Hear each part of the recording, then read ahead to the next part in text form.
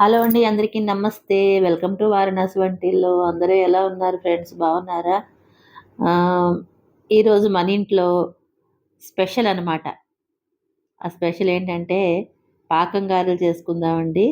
చాలా బావుంటాయి. ఇలా నోట్లో పెట్టుకోగానే అలా కరిగిపోతుందనమాట. తింటున్న కొద్దీ తినాలనిపించేస్తూ ఉంటుంది. చాలా రుచిగా ఉంటుందనమాట. ఎన్ని తింటున్నామో మనకే తెలీదు. అన్ని తినేస్తామనమాట. చాలా చాలా రుచిగా ఉంటుంది. దానికోసం అని చెప్పి నేను ఇదిగోండి మినపప్పు నానబెట్టుకున్నాను. చాయ్ మినపప్పు, గుండు పప్పు అనమాట. ఒక 2 కప్పులు మినపప్పు వేసుకున్నాను. ఒక టేబుల్ స్పూను శనగపప్పు వేసుకున్నాను. ఒక టీ స్పూను బియ్యం కూడా వేసుకున్నాను. ఇలా నానబెట్టుకోండి. గారెలైతే సూపర్‌గా ఉంటాయి. మీరు కారం గారెలు చేసుకోవాలన్నా, ఉల్లిపాయ అవి వేసుకొని చేసుకుంటారు కదా! అలా చేసుకోవాలన్నా ఇలా చేసుకోండి. ఆయిల్ పీల్చకుండా క్రిస్పీగా భలేగా వస్తాయండి. చాలా చాలా బాగా వస్తాయి. శనగపప్పు, బియ్యం వేసి నానబెట్టుకుంటే. నేను అలాగే నానబెట్టుకుంటాను ఎప్పుడు కూడాను. ఇప్పుడు పాకం గారెలు కూడా అలాగే నానబెట్టుకున్నాను. 5 గంటల సేపు నానబెట్టుకోవాలి. నానిన తర్వాత శుభ్రంగా కడిగేసుకొని వెట్ గ్రైండర్‌లో వేసేసుకోండి. అది అలాగా ఆహ్, బ వెట్ గ్రైండర్‌లో నలుగుతూ ఉంటుంది పప్పు. దాంట్లోనే కొద్దిగా ఒక చిటికెడు ఉప్పు కూడా వేసేసుకొని మీరు గ్రైండర్‌లో వేసుకోండి. అయితే మిక్సీలో వేసుకునేవాళ్ళు మిక్సీలో కూడా వేసుకోండి. దానికి కూడా ఒక టిప్ చెప్తాను. చాలా బాగా మెత్తగా వస్తాయన్నమాట. మిక్సీలో వేసుకున్న తర్వాత ఇలా గిన్నెలోకి పిండి తీసుకున్న తర్వాత ఒక 5 మినిట్స్ అదే పనిగా ఇలా, ఇలా, ఇలా, ఇలా, ఇలా, ఇలా తిప్పుతూ ఉండండి చేత్తోటి. అలా తిప్పుతూ ఉంటే మీకు చాలా చక్కగా వస్తాయి. క్రిస్పీగా కూడా వస్తాయన్నమాట. చాలా బాగా వస్తాయి. వెట్ గ్రైండర్ లేని వాళ్ళు మిక్సీలో వేసుకునే వాళ్ళకి ఆ టిప్ అనమాట చాలా బాగా ఉపయోగపడుతుంది. నేను అప్పుడప్పుడు మిక్సీలో వేసి కూడా వేసుకుంటాను. ఇప్పుడు మాత్రం గ్రైండర్‌లోనే వేసుకున్నాను. ఇదిగోండి ఆయిల్ అయితే బాగా వేడైపోయింది. వేడైన తర్వాత ఇదిగోండి చూడండి నేను ఇలాగే చేసుకుంటాననమాట. నా విధానం ఇదనమాట. నేను చేసుకునే విధానం మీకు చూపిస్తున్నాను. నచ్చితే మీరు కూడా ఇలాగే ట్రై చేయండి. చాలామంది ఏం చేస్తారంటే ఆహ్, పాలిథిన్ కవర్‌లో కానీ అదే ఆయిల్ కవర్‌లో కానీ లేదంటే గనక అరిటాకులో కానీ ఆహ్, ఒత్తుకుని వేసుకుంటారు. టీ స్ట్రైనర్ ఉంటుంది గదా! ఆ టీ వడపోసుకునేది ఉంటుంది గదా! దాన్ని వెనకాల తిప్పి వెనకాల కూడా వేసుకొని ఈజీగా అట్లా వేసుకుంటారు. నాకైతే ఇదే అలవాటండి. ఎప్పుడు అసలు నేను వంట మొదలుపెట్టినప్పటి నుంచి గూడా నాకు ఇలాగ చేత్తోటి ఉండలు చేసుకోవడం, చేత్తోటి ఇలా ఇలాగా పామేసుకొని దాంట్లో వేసేసుకోవడం నాకు అలవాటనమాట. అమ్మ వాళ్ళ దగ్గర నుంచి చూసి నేర్చుకున్న వంటలే కాబట్టి మా అమ్మగారు ఎలా చేస్తారో నేను కూడా సేమ్ అదే విధంగా చేసేస్తున్నాననమాట. నాకు కూడా అలాగే న వచ్చింది చేయడం. అలాగే అర్థమైంది. అలాగే చేస్తున్నాను.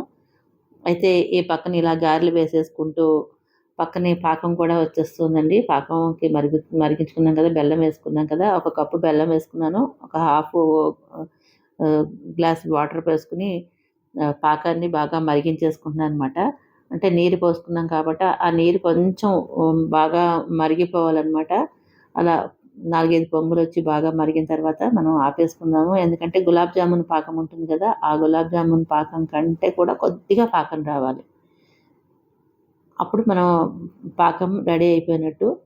ఈ గు దీనికేంటంటేనండి మొత్తం అంతా ఒకేసారి పాకం పట్టుకోకుండా కొద్ది కొద్దిగా నేనైతే పాకం కొద్ది కొద్దిగా పట్టుకుంటాననమాట. ఒకేసారి బెల్లం పోసేసుకొని, ఎక్కువ బెల్లం పోసుకొని పాకం పట్టుకోను. నేనైతే కొద్ది కొద్దిగా, కొద్ది కొద్దిగానే పాకం పడతాను. నా విధానమే మీకు చూపిస్తున్నాను. నచ్చినట్లయితే మీరు కూడా ఇలా ట్రై చేసి చూడండి. ఈ గారెలైతే సూపర్‌గా ఉంటాయండి. నేను ఎలా చెప్పాలి బాదుషా ఉంటుంది కదా! ఆ బాదుషా అనేది లోపల పాకం ఉంటుంది. బయటికి పాకం ఉండదు. అలా ఉంటుందనమాట. అంత రుచిగా ఉంటుంది. పాకం కూడా లోపలికి పీల్చుకుంటుంది. చాలా బాగా పీల్చుకుంటుంది. నీళ్ళలాగా, పాకంలాగా ఉండదనమాట. ఇదిగోండి పాకం అయితే అయిపోయింది. నేను స్టవ్ అయితే ఆపేసుకున్నాను. గారెలు వేగుతున్నాయి. కానీ గారెలు వేగడానికి కొంచెం టైమే పడుతుంది.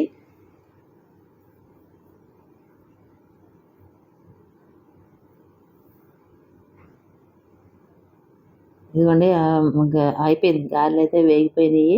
వేగిన గారెలని మనం ఈ పాకంలో వేసేసుకుందాము. అసలు చెప్పాలంటే మొత్తం అంతా కూడా ఒకేసారి వేయకూడదండి. ఇక్కడ ఉండేది ఒక ఇద్దరు ఉండి ఒకళ్ళు వేయిస్తుంటే ఒక్కొక్కటి గారె వేగిన తర్వాత దాంట్లో వేసి పాకం పీల్చుకున్న తర్వాత తీసి ఒక వేరే బౌల్‌లో వేసేసుకోవాలి. ఇప్పుడు ఇక్కడ ఉన్నది నేను ఒక్కదాన్నే వేయించుకోవాలి. దీంట్లో పాకంలో వేయాలి. ఏ ఒకేసారి వేగిపోతాయి కదా అన్నీని. ఆ వేగిపోయినవన్నీ కూడా వేడివేడిగా పాకంలో వేసేసుకోవాలనమాట. అలా వేసుకుంటేనే పీల్చుకుంటుంది మీకు. బాగా చల్లగా అయిపోయిన తర్వాత వేసుకుంటే పాకం పీల్చుకోదు. వేడి గారి ఆ పాకంలో వేసేసుకోవాలనమాట. అలా.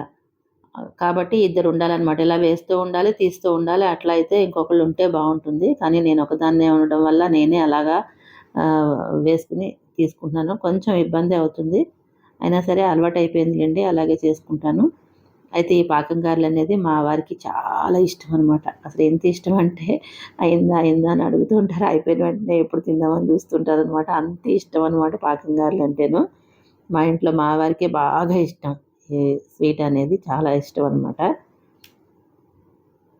అందుకని నేను అలా అప్పుడప్పుడు చేస్తూ ఉంటాను. ఈరోజు కూడా అడిగారు కాబట్టి చేస్తున్నాను. ఇదిగోండి ఆ గారెలన్నీ చేయడం కూడా అయిపోయింది. లాస్ట్‌లో దీంట్లో మూకుడులో ఉన్నవి కూడా ఇలా బౌల్‌లో ఇలా వేసేసుకుంటాననమాట. ఇక మొత్తం అంతా లోపలికి అలా పీల్చేసుకుంటాయండి. కొద్దిసేపటికి మొత్తం అంతా పీల్చేసుకుంటాయి. లోపలంతా జ్యూస్ లోపలికెళ్ళిపోతుందనమాట. చాలా బావుంటాయి అసల. నోట్లో పెట్టుకోగానే అలాగా ఎలా వెళ్ళిపోతూ ఉంటుంది. ఎన్ని తిన్నామో తెలియకుండా అలా తినేస్తూ ఉంటామనమాట. అంత బావుంటుంది. మీలో ఎంతమందికి ఇష్టమో కామెంట్ చేయండి. ఎంతమంది చేస్తారో కూడా కామెంట్ చేయండి. ఓకేనా? ఇంతేనండి. ఈ వీడియో ఇక్కడితోటి అయిపోయింది. మళ్ళీ ఒక మంచి వీడియోతో మళ్ళీ వస్తా. బాయ్.